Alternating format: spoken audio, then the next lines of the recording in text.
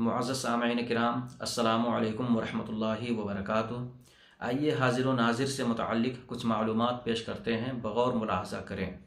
سوال یہ ہے کہ اللہ رب العزت کے لیے حاضر و ناظر کے الفاظ استعمال کرنا درست ہے یا نہیں۔ دوسرا سوال یہ ہے کہ حضور سید عالم صلی اللہ تعالی علیہ وآلہ وسلم کے لیے حاضر و ناظر اگر کوئی استعمال کرے تو کیا شرک ہو جائے گا؟ جواب ملاحظہ فرمائے۔ اللہ رب العزت کے لیے حاضر و ناظر کے الفاظ استعمال کرنا مناسب نہیں ہے، اس لیے کہ یہ اللہ رب العزت کی شان کے خلاف ہے۔ وہ اس طریقے سے کہ حاضر و ناظر کے لغت میں کچھ ایسے معانی ہیں جو اللہ رب العزت کی شان کے خلاف ہے۔ حاضر کے معنی ہے نزدیکی، صحن، یا جو کھلم کھلا بے حجاب نگاہوں کے سامنے ہو اسے حاضر کہتے ہیں۔ جو کھلم کھلا بے حجاب نگاہوں کے سامنے ہو اسے حاضر کہتے ہیں، اور یہ شان اللہ رب العزت کی نہیں ہے کہ بے حجاب نگاہوں کے سامنے کھلم کھلا ہو۔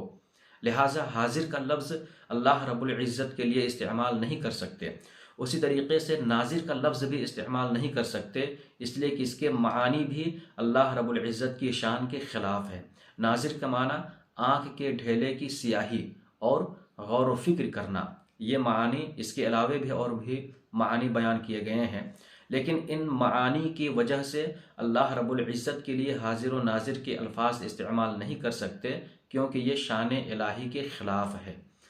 پتہ چلا اللہ رب العزت کے لیے حاضر و ناظر کے الفاظ استعمال نہیں کرنا چاہیے، اس لیے بھی کہ قرآن مقدس اور حدیث پاک میں اللہ رب العزت کے لیے حاضر و ناظر کے الفاظ استعمال نہیں کیے گئے ہیں۔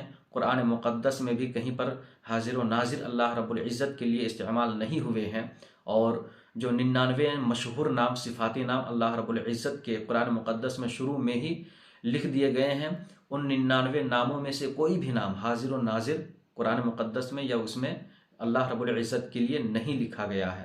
لہٰذا اس لیے بھی ہم لوگوں کو چاہیے کہ حاضر و ناظر اللہ رب العزت کے لیے استعمال نہ کرے۔ ہاں، اگر کوئی بندہ شہید و بصیر کے معنی میں اگر استعمال کر لے تو اسے روکا بھی نہیں جا سکتا، اس پر حکم کفر بھی نافذ نہیں ہوگا۔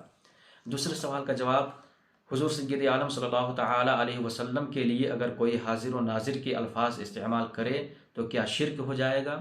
تو جواب یہ ہے کہ جب حاضر و ناظر اللہ رب العزت کے نہ تو ذاتی نام ہے نہ تو صفاتی نام ہے، تو پھر رسول اللہ صلی اللہ تعالی علیہ وسلم کے لیے اگر کوئی استعمال کرے تو شرک کیسے ہو سکتا ہے؟ شرک تو اس وقت ہوتا ہے جب اللہ رب العزت کی ذات و صفات میں کسی کو شریک ٹھہرایا جائے، اور حاضر و ناظر یہ اللہ رب العزت کا نام ہے ہی نہیں، تو پھر شرکت نہیں ہو سکتی، اور شرکت نہیں ہو سکتی تو استعمال کرنے والا مشرک بھی نہیں ہو سکتا ہے۔ السلام علیکم ورحمۃ اللہ وبرکاتہ۔